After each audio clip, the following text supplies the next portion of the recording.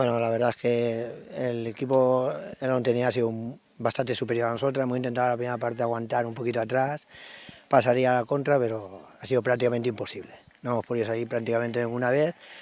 En la segunda parte hemos intentado pegar un pasito adelante, pero ha venido pronto el segundo gol y ya han sido muy superiores. La verdad es que hemos podido hacer poco.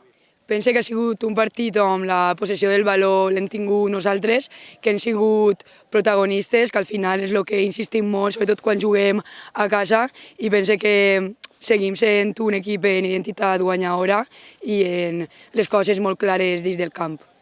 Pues tinguem moltes ambicions, la veritat, esperem quedar en la part alta de la classificació i ser un equip capaç de poder competir contra tots els altres i guanyar la majoria dels partits. Però bueno, a poc, de moment estem invictes i que dure molt.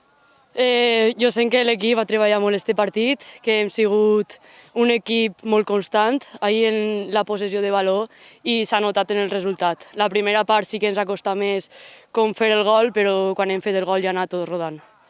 Bueno, pues els entrenaments que fa Rocío tots estan orientats al partit de cada setmana i sabien que anava a ser un partit complicat perquè no sé si anaven segones, aquestes xiques, i això, treballar en tots els entrenaments un poquet cada dia i com sempre.